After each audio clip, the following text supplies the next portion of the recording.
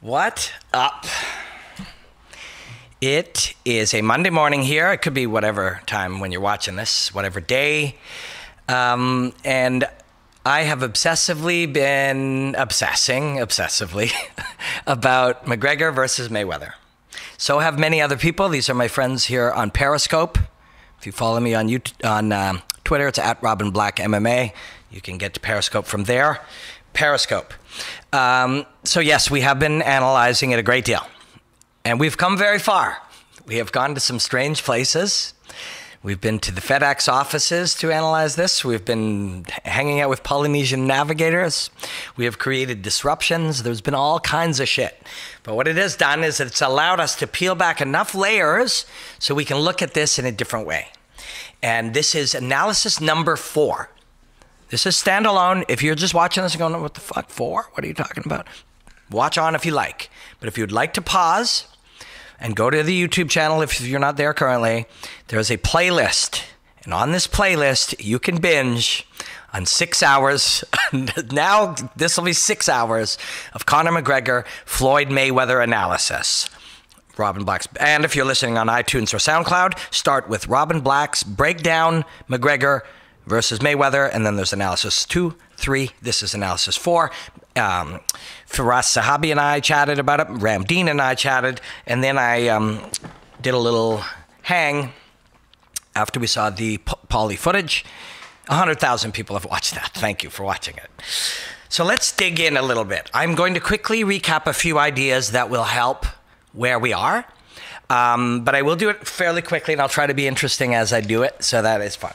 So we started with the idea. What I'm going to do today is I'm going to get a little deeper into the how.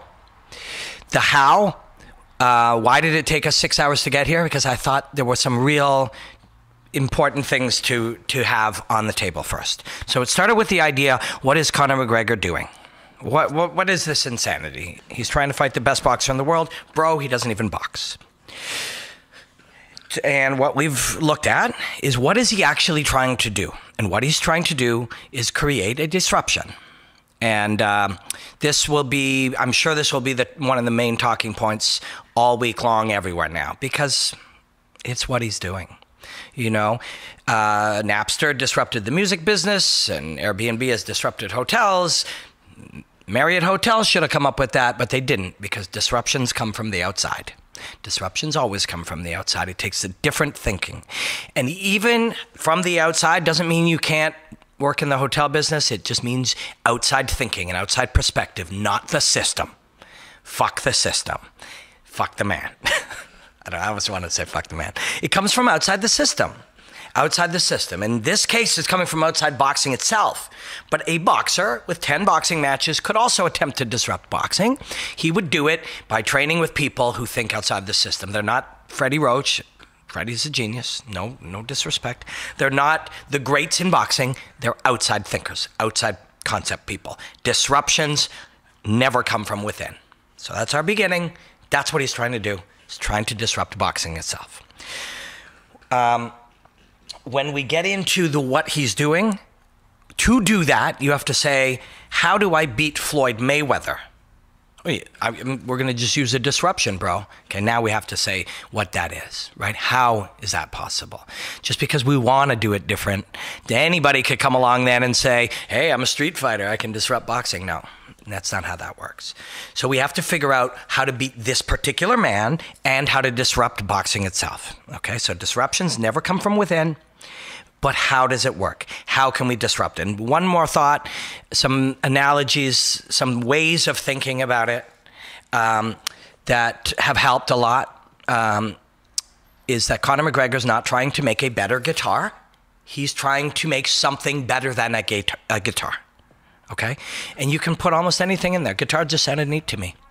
Conor is not trying to make a better tasting ice cream. He's trying to make something better than ice cream. Okay? You see the difference? That's what's going on here. So we're not trying to be a better boxer. We're trying to beat a boxer.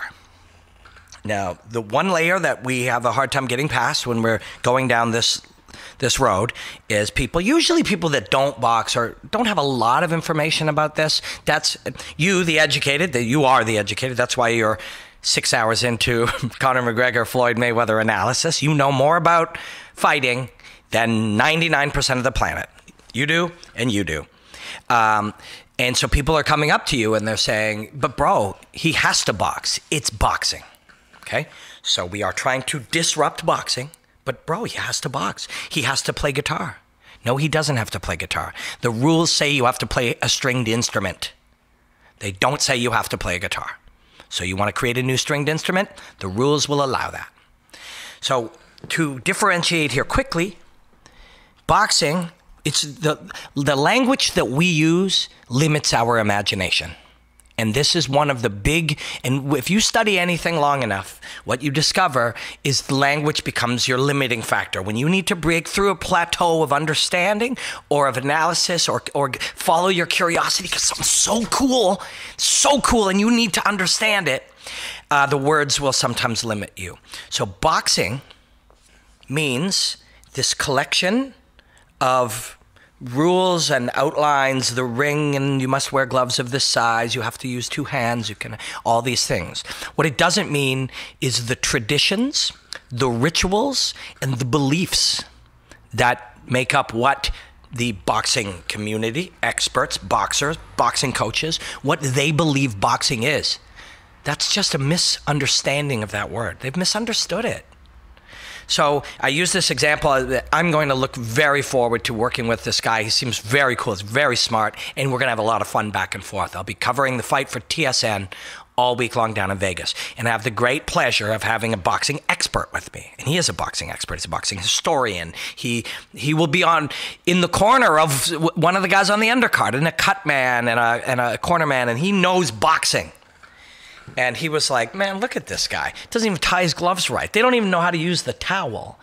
All of that shit has nothing to do with boxing. That's all ritual and tradition. Beliefs, doctrines, dogma. It's not boxing. Boxing can be expressed however you want to express it. In fact, their attachment to this idea that boxing is this thing, this finished product, is the very thing that Conor McGregor will disrupt, is disrupting. The fight itself disrupts it. What these rankings and titles, the greatest of all time, he's never boxed. Disruption. How he did his open workout. Look at that, bro. Laughing at him. They always laugh at it. Always. They always do. I've been around people in radio who laughed at TV. I mean, people that sold whale blubber, when oil came along, they're like, that shit burns too hot. Or whatever their shit was. But I'm telling you, the light bulb was not invented in search of a better candle. Do you know what I mean? You don't keep developing the candle better and better and better and then end up with a light bulb. You disrupt. You come in from the outside. That's what we're trying to do here. That's what Conor McGregor is attempting to do. Whether he does it or not, that's what he's attempting to do. And that's not a theory. That's just analysis. That's what he's doing. Might not work. This guy's fucking best of all time. Might not work, but it's what he's doing. So we then go into, that is the approach. I am going to disrupt boxing. And well, let's look at that a little more. So although I'm still recapping, I'm trying to add new things along the lines. So this thing called the Ultimate Fighting Championship comes along. And all these guys go in there. Boxers and kickboxers, Muay Thai fighters, all these different guys. And this little dude in pajamas comes along. He didn't try to figure out how to kickbox better than them. He did something they didn't understand that they weren't trained to do. Now, I know what you're saying, but man, he has to box. But within that framework of the minimum requirements of what it takes to be called a boxing match, he can do the equivalent of what Royce Gracie did. Innovate around it. That's the plan. And we see this over and over again. Boxing is suffering from over-specialization in a belief in doctrines exactly like every other martial art. Boxing is a martial art, clearly. I don't know that that should be up for debate. I mean, if we just look for martial art definition, you know. So it is a martial art, and like every other martial art, it starts to go up its own ass of so much tradition, belief structure, doctrines, and systems, and that's where it is. So when everybody saw this little man in pajamas beat everybody, their answer was, we have to learn jiu-jitsu. And then they try to beat him using jiu-jitsu. And eventually, people became much better jiu-jitsu players than him. But at first, your answer to that guy, this guy was able to beat you by doing something you didn't understand and weren't trained for. And your answer is, beat him with that same thing? That was wrong. It's incorrect. Of course you have to learn jiu-jitsu, of course. And that was going to be a part of the journey of martial arts always. But the answer came when wrestlers started to understand how to base in there and punch these guys in the face. The answer wasn't better jiu-jitsu. The answer was something better than jiu-jitsu. And I know we can't say wrestling is better than jiu-jitsu, but in this moment, in this way, we approached it with something better than the thing. And then wrestlers, they came and, back when people still called guys, oh, he's a striker and he's a grappler. There is none of that anymore. There isn't. We still say it. People still say, what's the term? The stylistic matchup of striker versus... It's all one thing moving within it now, but even that changes. But we'll get to that in a second. So now the wrestlers were dominating, and everybody's answer was become a better wrestler. Oh my God, these guys are wrestling so well. Everybody, bro, you're getting taken down. Well, I better learn to wrestle so I can stop the wrestler from taking me down.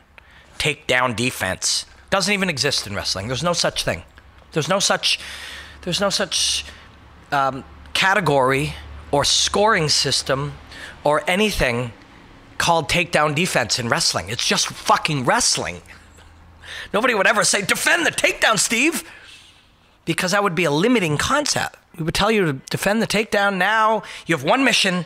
It's binary. You defended it or you didn't defend it, which is also how we describe it and how we as audiences see it. Oh, it's a failed takedown attempt. Dude, that wasn't even a takedown attempt. He's just wrestling. For many reasons. There's millions of reasons to wrestle, and very few of them are because I want him on the ground. Although I'll take it if I can get it. So everybody learned to wrestle better to defend the takedown. That wasn't the right answer. You must do that as well, but that's not how you beat it. So then, all of a sudden, 2 or 3 years ago, we saw this happening. We called it the movement back then, but movements become normal. It's not a movement anymore. It's just how they do it. Now, lots of people don't wrestle at all. They still know, they still train it, they're still prepared, but they don't have to wrestle. You know how much wrestling Stephen Thompson had to do against Johnny Hendricks? A little bit. I think there was one time he was in there and he had to do a little. Because the answer to a wrestler isn't be a better wrestler. The answer is don't let that motherfucker get a hold of you. Move. So now everybody started to move. They played with range. They played with distance. They manipulated the space between them. They didn't beat wrestling with wrestling. They beat wrestling with movement, right? And then the game started to become, okay, it's about distance management. And I have my friend, a friend of mine was like, Robert, I don't know about this hyper-specialization thing that the flaws are in the special. I think it's just going to be about distance. Dude, you're behind. This distance competition thing, this is years back now. Distance management, range management, that's just normal now. That's not a thing anymore. That's not the game. Much like, well, we'll beat jiu-jitsu with jiu-jitsu. No. We'll learn to dominate on top, shut down jiu-jitsu, and do damage so that he gets hurt, weakened. Therefore, jiu-jitsu starts becoming less of a thing. Oh, no, wrestling's tough. We don't beat it with wrestling. We move. Now, movement. Woodley and Wonderboy, and then Woodley and Maya, games of range, right? I'll tell you right now, I haven't talked to him much other than wishing him a happy birthday. But Dwayne Ludwig, I know what you're doing.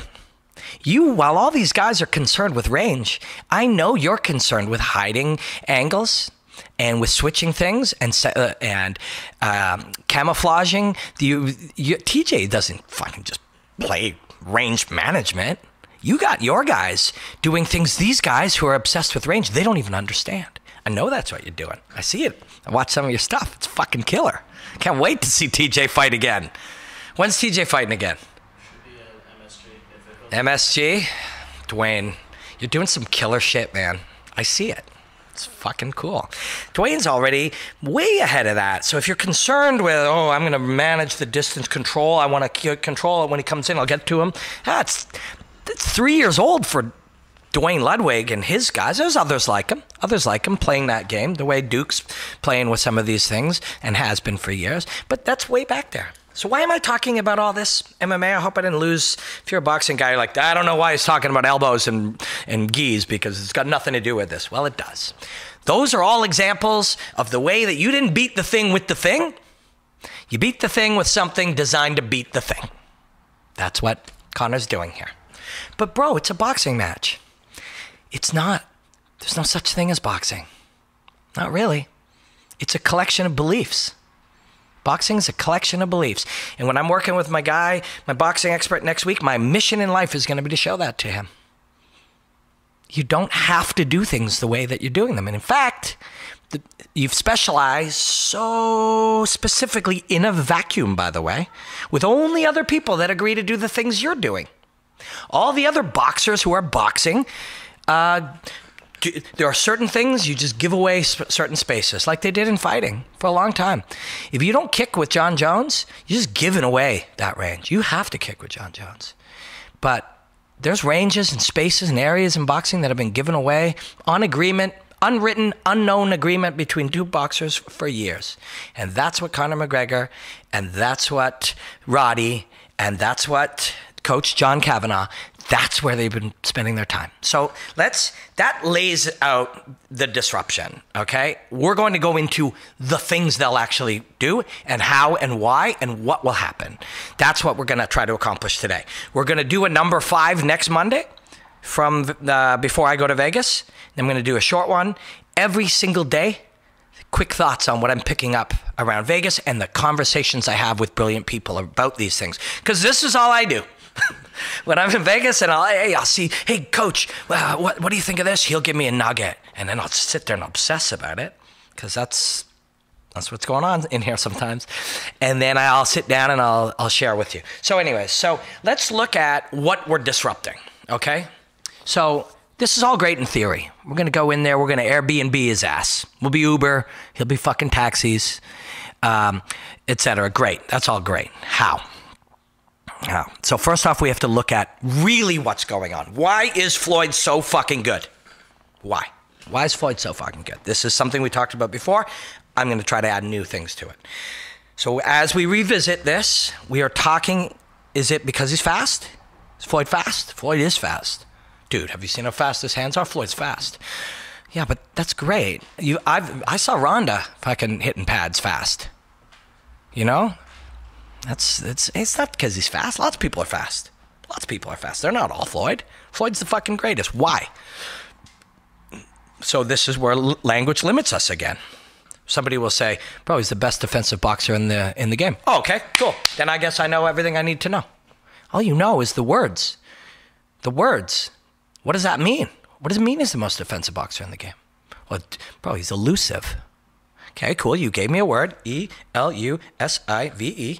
And now I know what that word means, so I know what Floyd is now.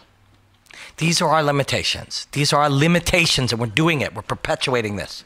Commentary, television, when you turn on CNN, and they say, oh, you know, these guys are bad and these guys are good, and then you turn on Fox or MSP, nope, they're bad and they're good. We're limiting our thinking. We stop. People are like, who you got, bro, this guy or this guy? I got this guy.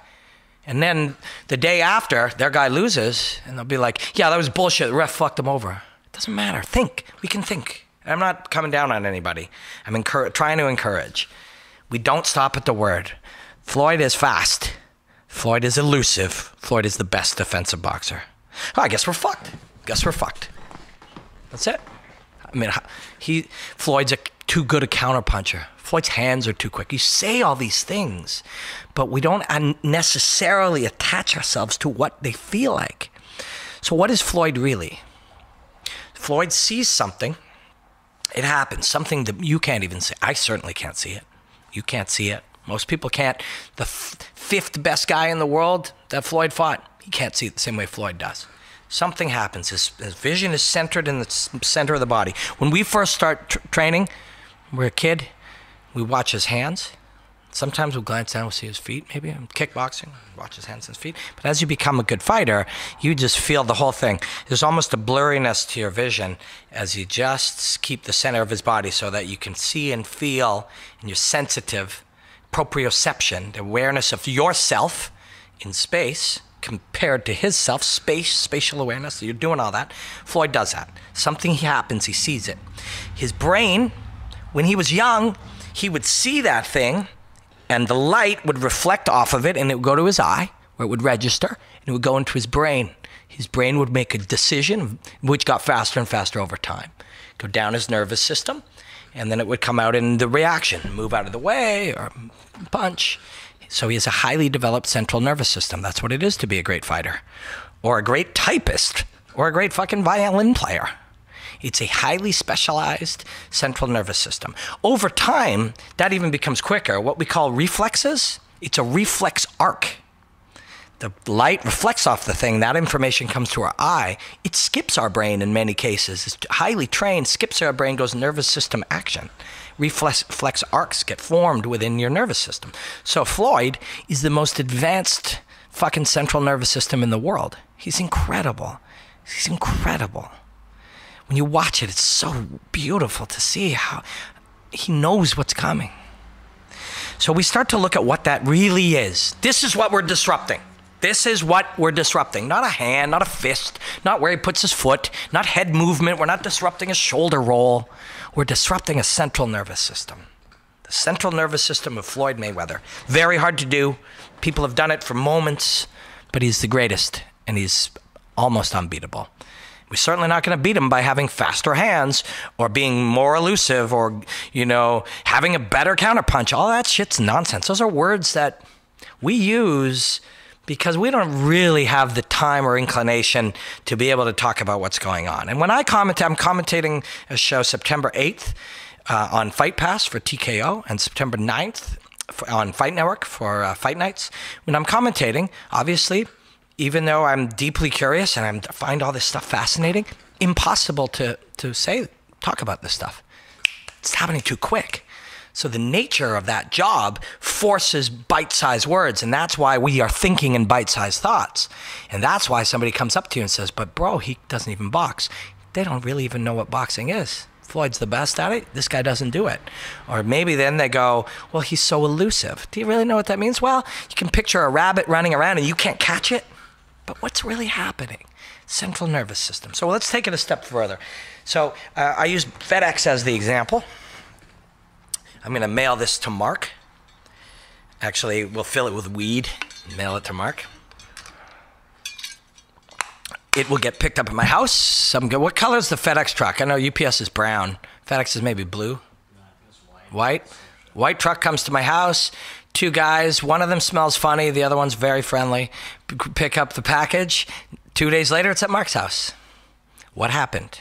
It was taken from there to the warehouse where it's sorted using sorting algorithms, which find the quickest way to be able to get the weed from my house to Mark's house. They find the shortest way, and all these, it's run through these series of algorithms. That's what Floyd's brain is doing. Floyd's identifying through a lifetime of training.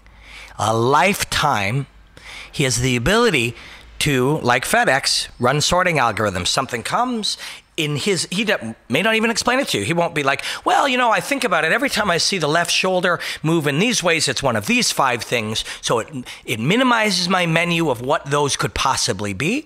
And then as I see the next clue, that narrows it down to 2. Now at 2, I see things slower, much the way a fastball hitter sees the ball come in a way different than you and I, and then I'm able to make that choice. Once I do that, I know that his body is here. Because of that, he's going to only be able to come with the hook or try to weave under it. So 2 steps ahead of him, I said, that's how we analyze after the fact. But none of that's happening. None of that is happening. Algorithm runs, spits out the answer, Floyd does it. So when I talked about that in analysis number 2, we talked in detail. We broke down some different ways algorithms work. I got a lot of really cool feedback from very, very interesting people. So one took a step further and talked to me about neuroplasticity, which we've heard the word. We see it in a commercial for some brain training games. Don't buy those. They don't actually make your brain better. They're just games. But there is neuroplasticity, and this to me is one of the most incredible things about being a human being. Mark, myself, all 1,000 people on here, and all of you have the ability to literally change our brains. And only as recently as 10 or 15 years ago, we thought that slowed down as you get older. Turns out it doesn't. You train anything, and you are literally changing your brain. It's called neuroplasticity. We're creating pathways within your brain. That's why you get better at things. Just the same way, if you do arm curls every day, your muscle will get bigger. If you think a certain way, or you play music, you play piano, take piano lessons, and practice at home, you will become a better piano player. Neuroplasticity. So, and that's actually shaping pathways within your brain. So my friend compared that to the actual physical nature at FedEx, where the package goes. This is what Floyd is seeing. It goes in. The package goes into some machines. The machines sort it, goes onto a truck, goes onto a belt, goes to a thing. There's actual physical machinery. And then the neuroplasticity is your brain actually becomes. So Floyd's brain is specifically wired based on a lifetime of gathering data. This means this. When I see it, that happens, I'm going to do this, and as I land over here, I'll be under, next thing you know, I'll be there. Floyd isn't thinking, although that was also brought to me by a PhD in brain chemistry, that these people are able to use access a particular different type of thought. The rest of us would just be like, shit's being punching at us and people are yelling, and they are able to use and fade in and out of a type of thought that most of us don't experience unless we're in a flow state. We're playing pickup floor hockey, and for some reason it's just clicking today, you know? Or whatever that thing that you do really well, and sometimes it's just, and there's a weird thing between being present and feeling like it's just happening for you. That's where Floyd is, something very special. And don't ever, please, I hope my job and the angle with which I've studied this is, they all say this is impossible, but I know it's not, so let's go figure it out. And please don't think I don't think Floyd is a genius. He's so fucking brilliant. It's so brilliant. It's incredible. It's like the greatest violin player. Make you cry, you know, something very special. So that's what his brain is doing, and that's what you have to hack. Someone named Chris Tack, he's at All Powers Physio. He even brought me a step further. So I'm going to further places here, into something called predictive coding. That there's actually people, you know, doctors, PhDs, professors who study the brain say that even a step further than the running of the algorithms is that there's something called predictive coding, which is, I will be trying to pull it up here, essentially let me see, I'm going to give you this very quickly. Predictive coding. Okay, the conventional model for perception works roughly as follows. So this is kind of what I said. We collect sensory information through nerve endings in the eyes, ears, skin, muscles, etc. The information is relayed to the brain, which processes the information, interprets its meaning, and then creates a perception, and then perhaps a reaction. That's what we were saying. There is the next layer to how the brain works. According to the predictive coding model, the brain is always building and refining its representations or models of the outside world and our bodies within it. Our perceptions depend on large part on these models, not just the incoming data. For example, I have an internal model of a house that includes only one four-legged creature, my dog Levi. So I walk through the living room in low lighting and I glance at a wolf. I would probably literally see my dog. In other words, my perception would be determined by more of my expectations than by my actual sensory data from my eyes. Mark, tell me when this is right up in front of this, okay? If you're on iTunes, sorry, you won't get this. Can you read that? Okay, so everybody read that out loud. Mark, read it out loud. What if I told you? That you read the top line wrong. Look back. What I if told you, right? That's a parlor trick. I don't know how well that picked up without my mic. I was getting a little worked up there, so I was moving around, getting all excited. Caffeine. What I if told you, you read the top line wrong, but every single one of you read it as what if I told you? Because there's predictive coding. Our brain, and in fact, it goes on even further. If you write out an entire paragraph, and in all the words, you have the first and last letter, so that, T-H-A-T, but you go T-A-H-T, and do a whole paragraph, you'll be able to read it out loud. Because it's predictive. Your brain has expectations. So, this happens with many other kinds of sensations. If you think satanic messages are hidden in rock lyrics, you can hear them when you play Stairway to Heaven backwards, right? So the predictive coding model has a great explanation for exactly how expectations affect perception.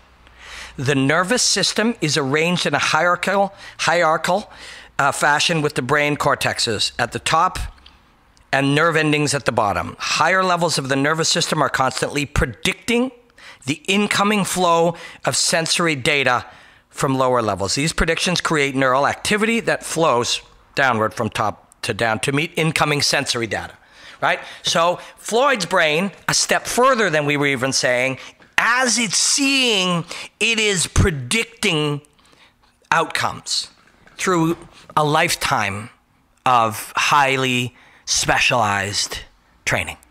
It's incredible. It's incredible. So you see something, and his brain starts, it's got a little Rolodex of possibilities. And have you seen, everybody has seen the first Terminator movie, right? Yep. The Terminator comes up, and somebody comes to the door and goes, "Excuse me?" And it says, "You got a dead cat in there?" And his brain says, "Yes, no, yes, dead cat in there or what? Fuck you, asshole. Fuck you, asshole." That's what Floyd's brain and your brain is doing. I picked this up. You're already expecting me to drink it. But what if there you're expecting me, like you're seeing it right now. You have expectation. I didn't drink it, did I? It's good. You have expectations. On a micro level, Floyd's brain is doing that. And it's doing it in the most highly advanced way, maybe that the world has ever seen. That's what the fuck you hack. That's what you hack. And now this is where we're getting to the what and the how. Okay, that all sounded great. We're going to fucking Airbnb his ass, and his brain is FedEx. Great. Thanks. So we take it a step further, and this is where boxing itself gets exploited. So now we have Floyd's brain. We have to disrupt the institution of boxing. That's the thing that is probably the easier to do. And together, this is how you win this fight. So I'm going to jump ahead to Floyd hitting Paulie Malignaggi with the straight left hand. Okay. I said I was going to break down the footage of it, but there's 100 of those on the internet, and there's nothing new to be gained. I could use different words, and I could say flim flam or hot lava or whatever, but there's not a lot to be gained by that. But you see, boom, straight left hand. So Conor has him, paw, bam. That left hand, if it didn't hit him, or if it hit an MMA guy, all these boxing guys, all these so-called fucking experts, and I'm not calling myself an expert, by the way. I'm deeply curious. And if you look back on analysis number 3, Henry Ford talked about what happens when you think you're an expert. You're done. You're fucking finished. And all these guys who think they're experts, they literally would see Conor hit that left hand, and they would go, God, look at all the flaws. Look at all the flaws in his technique. I saw it. I saw guys who they've never fucking fought or cornered or taught or coached or just watched a lot of fights, and there's value in that. Fights are fucking awesome. But they literally would say, because they're trapped with this dogmatic thinking, they'd be like, Conor has no chance against Floyd Mayweather. For example, like he's so many flaws. He overextends on his left hand. This is a very common one, which is why I'm so happy that left hand was shown cracking Paulie, because it makes them think differently. Fucking Max Kellerman, you said he won't land a single punch. Are you going to say that this week too? Max, You gonna say it this week? You still saying it? You gonna say it Wednesday? Because fuck, you're gonna get a lot of shit from Irish people when Conor starts cracking this guy, man. And I like Max Kellerman. But man, he's gonna get a lot of shit from a lot of Irish people. I'll tell you that right now. But so, I've seen it. Twitter, rants. Let me explain to you why McGregor will get beaten by this. He has no chance. And the very reasons they explain are the very reasons he has a chance. But they're too fucking far up their own asses to see it. It's incredible. It's so neat to watch. Conor overextends on his left hand. You can't do that in boxing. Define can't. So I just saw him hit Paulie Malignaggi with that overextended left hand. No, you can't do that in boxing. You can't. What do you mean can't? I hear can't all the time. You hear can't from people all the fucking time. He did. Max. He did. Dude on the internet. He did. So why? And this is where the whole thing comes together. This is where the whole thing fucking comes together. Is that's a doctrine. That's dogma. They call it whatever word you want. They're institutions. They're established systems. I call it over-specialization. I say that's the culprit. I have much to learn. I have much study to do. I have much curiosity to follow over the next decades of my life. And we'll learn new things. And maybe I'll come back and look and go, bro, you dummy, that wasn't over-specialization. Some other force at play we're yet to discover in the future. But I see it as over-specialization. So what happens? We go back to that guy in the gi. So in the process of learning fighting, when the wrestler ends up in his guard, I can't fucking get out of his guard. One day, I put my forearms onto his collarbones and fucking pry up on the back of his head. They called it the can opener. And then one of two things happened. He would literally tap out from pain and neck stress, pressure, spinal crank, unless he opened his guard. Therefore, it forced him to open his guard. I now know how to open guards. So, what are your choices? Well, I guess the guard doesn't work. Fuck the guard. That's it. Guard's done. No, you find the fucking answer. You don't create this dogmatic belief that we cannot use the guard or we cannot overextend on our left hand. Are you following me here? All of these cannot, or all of these always, or all of these never that are part of training boxing is where they're going to get disrupted. And I'll tell you why. And it'll make sense. I swear to you. It's sound logic. Because they're not fucking true. These truths, these rules, even fundamentals, we can call them on some level. Of course there are fundamentals, but not all of them are. You got to put the fun back in the fundamentals and explore them. Always put your hand in this place. Always keep your hands up. Always keep your hands up. Sounds like good advice. Sounds like good advice. Michael Page. Anderson Silva. Always keep your hands up. They're the best ever. What did they do? They broke a simple rule. Because it's not a rule. It's a guideline. It's a principle. Right? When Conor McGregor said Bruce Lee shit, I was like, thank you. This is all just Bruce Lee shit. All of it. Because that man was genius. Like, that was the 70s when he was figuring this stuff out. Always and never. That's just such bullshit. So we throw away the guard because now they have the can opener and either we'll open it and he'll take advantage of us or we'll get our neck cranked and we'll lose. No, you fucking armbar that guy. You armbar him because his arm is there. We found an answer. We armbar him. We didn't throw away something or create a dogmatic rule that meant we never break it. We found a new answer. So now, what do? And insanely, in retrospect, you know what they did? Well, you can't do a can opener, bro.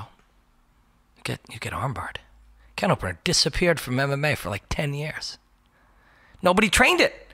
Nobody did can openers. You're in some guy's guard. Well, we'll try to push it open this way. We'll pressure the hip. I'll elbow him. Every other option was available. Don't do a can opener, bro. Why not, coach? You'll get armbarred. Oh, okay, no can openers. 10 fucking years, no can openers. So George St. Pierre, my buddy, is going to fight Carlos Condit, one of my favorite fighters of all time, one of the greats ever, truly, my belief, especially just as a savage. That's a Joe word. Joe should get credit. Every time somebody calls a fighter a savage, should drop some money in Joe's account. You owe him. You know you do. So, George is training to fight Carlos Condit. And he's bringing in all these guys with killer guards because Condit has a fucking killer guard. Condit, Cowboy, Pettis. There's some of these guys. And isn't it funny? All three of those guys, badass fucking ass kickers. And on the feet. And they all have killer guards. A dual specialization. It's a fascinating combination of skills these guys develop. So, coach, I got to bring in all these guys with guards and train for Condit. Long-legged guys. We got to do it. Okay, let's do it, George. I don't know. I can't imitate Danaher's voice, but we're training with Danaher. So George is in guards with all these long-limbed guys, and Danaher, and he's like, Coach, I'm having a hard time. And Danaher says, well, use the can opener, George. Oh, what? No, I can't use the can opener. Why not, George? I'll get armbarred. You don't throw away technique ever because it has some penalty. You solve the fucking penalty. So George figured out where to be placed and how to crowd the hip in such a way they won't get armbarred. And he fucking can't open the shit out of my man Carlos. It's back. Can't open his back. And yet boxing, motherfuckers, all these alwayses and nevers. Never overextend with your left hand. Nobody said why. They just accept it. It's one of the doctrines. It's one of the rules, boys. Always tie your gloves this way. Carry the towel like this. We got to use this terminology when we're commentating it. And never overextend on your straight right hand. In Conor's case, left. Okay, coach, I won't. Why not, coach? You'll get countered. Done. Only thing is, Conor didn't do that. What happened? Why wouldn't he listen? Because I can't fucking believe, I'm sorry, it just hit me. People who don't know, will literally see Conor's left hand. And somehow, because they've got doctrines rammed all the way up there too, they will look at it and go, see, that's a flaw. It's not a fucking flaw. It's a variation. You're projecting. It's not a flaw. It's a variation.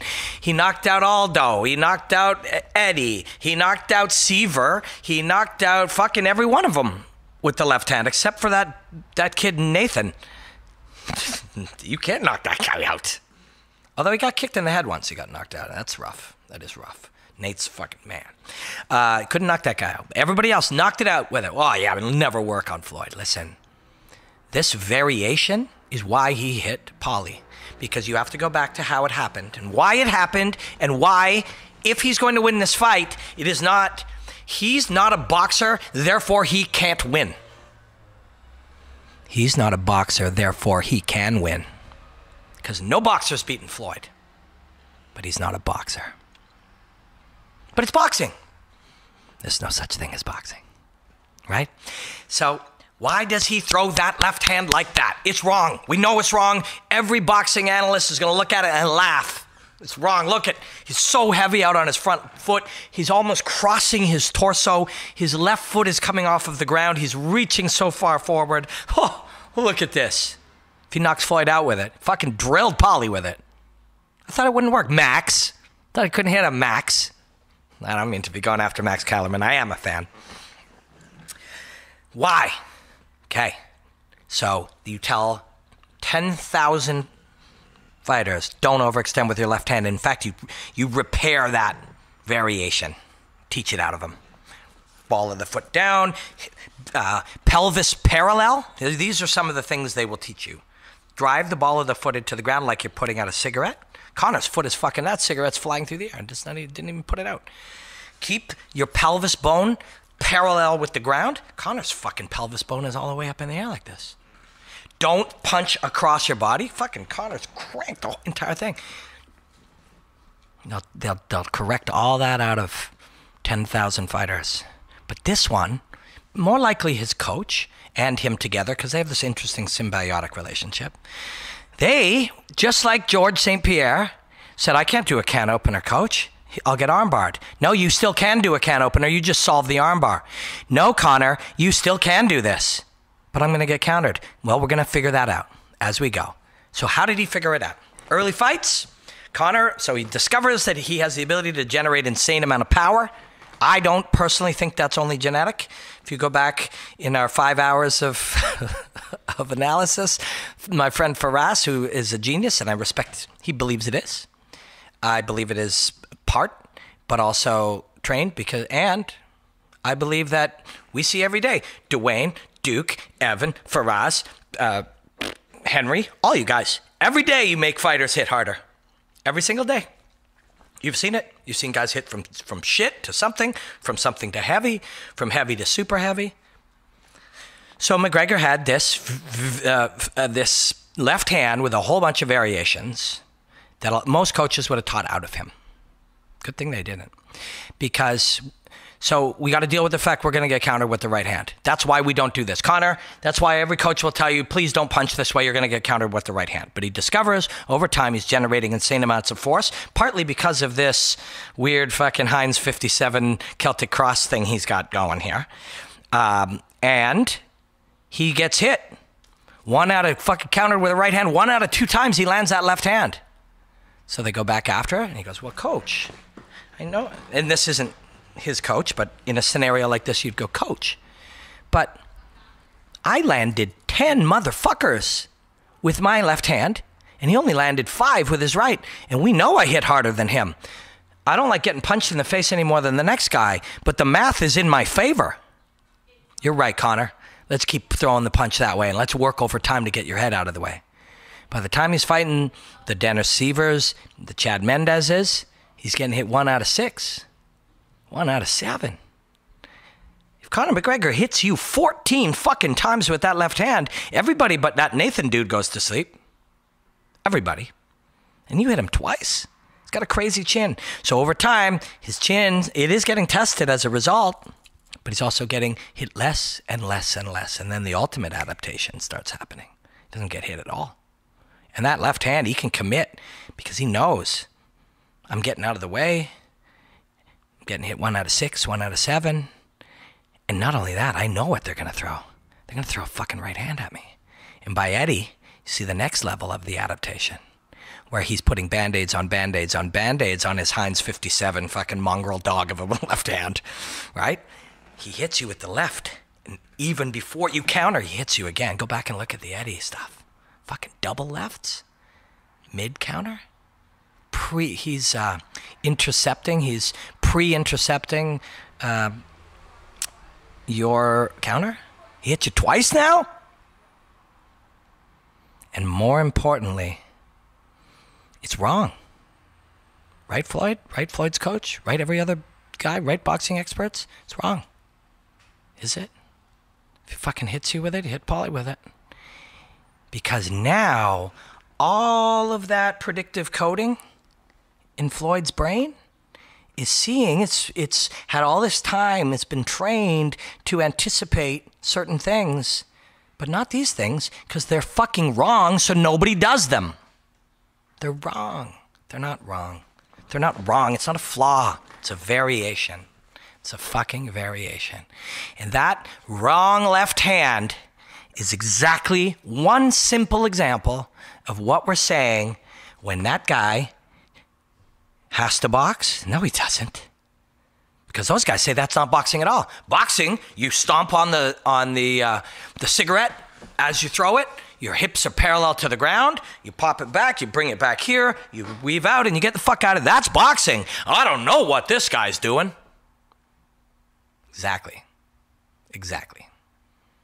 He can't win. He's not a boxer. He can win because he's not a boxer. I'll give you one example. It's every example. That corkscrew right hand, he throws it wrong. Does he? Is it wrong? If you think it's wrong, is it wrong? It's not wrong if it lands. And so you see these other words, unorthodox and, unpredictable and herky-jerky and and awkward. I don't know what you guys are looking at, man. It's fucking elegant movement. It's incredibly elegant movement. It's just unfamiliar to you guys. You don't know what it is. You don't know what you're seeing. I know you're a boxing expert, but you don't know what the fuck you're seeing. And you watched them do it for an hour the other day. And then you guys sat around and had a little laugh. But what's really going on is you're fearing your extinction. But don't fear your extinction. Because if and when this man wins, first of all, when he wins, I want all y'all to go back and binge on my 5 hours. First of all. And tell everyone else too. Especially you, Max. Max, if you've been with me this long, you're a new man now. But it's variation. It's different. You watched him do it and you laughed. But don't fear your extinction. You will not go extinct. It's a revolution, yes. But just take the R off it. It's just evolution. It's just evolution. All your guys will just play around. It would open up. You know what it would actually do? It would open up a golden age of boxing. Because although there'd be a lot of people saying MMA is better than boxing, that's not the point. And I hope McGregor wouldn't. I don't think McGregor would say that either. You just fucking went too far up your own ass with the doctrines. And people, and when you start to have this conversation, people are like, dude, it's 100 years of evolution. Yeah, that's the fucking problem. You know, why are all of these things are wrong and certain other things you never do and certain other things you always do? That's where you disrupt boxing. Because most of that shit, I'm sorry. I was going to say none of it. Most of that shit isn't true. There are no limitations in fighting. You don't have to have both your hands up.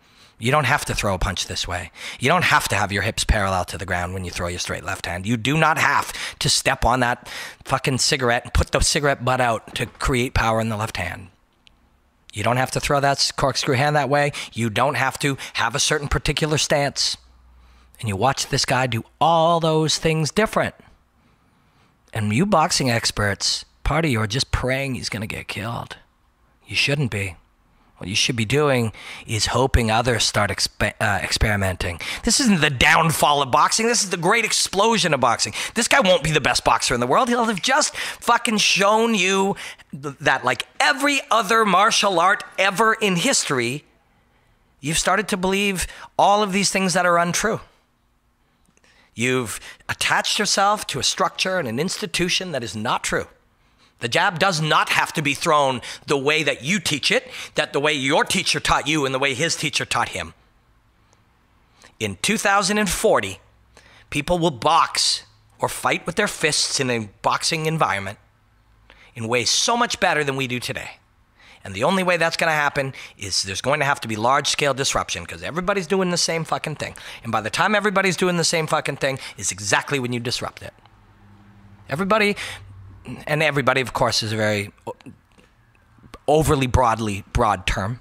Generalization. It's not intended to mean every single person. You saw 4 years ago, Barão, Aldo. It happens they're Brazilians because Brazil was where the highest end of the evolution of fighting was going on at the time. Verdum and RDA, those are four. They all fought very similar. Yes, I know Verdum's jiu-jitsu is unbelievable. Actually, all four happened to also be black belts, but they all fought very much on the feet because it happened with Verdum more than the others, but they would pressure you.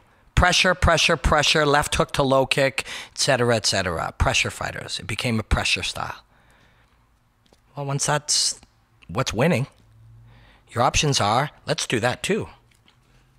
Or your options are, in your gym, how do we beat the pressure fighter?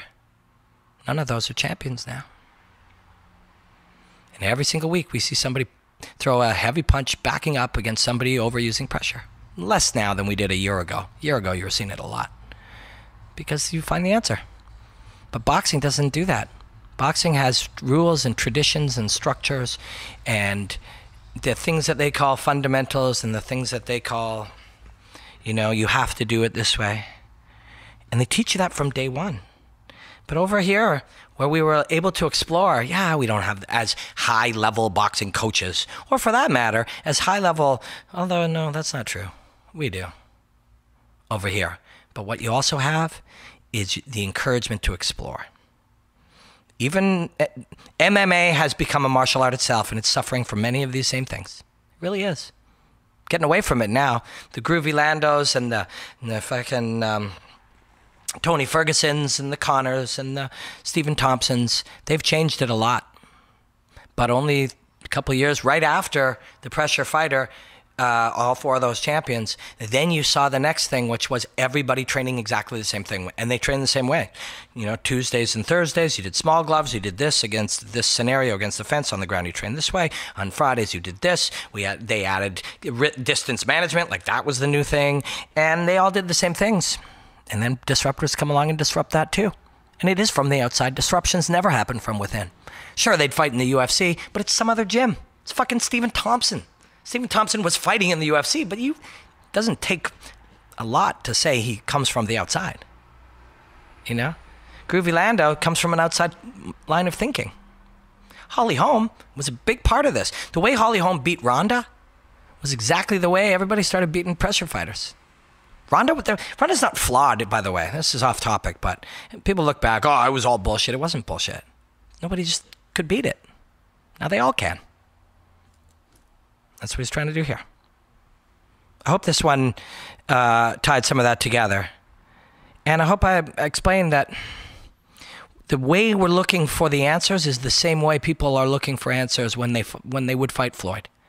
And people keep asking, and I love talking about it. I love talking with people. I love it when they send me a tweet or a thing on Periscope, or they stop me in the street and they talk about it, but they're like, well, you know, what is it about? Like, do you think it'll be about, is it the footwork? Is it the distance? It's the variations. It's not going to be this punch or, this category or this one word. And we are used to doing that. We do it a lot. It's what we've been doing. It's how we've been trained. CNN, the UFC on Fox, everything. This isn't a fight thing. This isn't a language, and the limitations of our imagination due to how we use language in media culture has caused us this.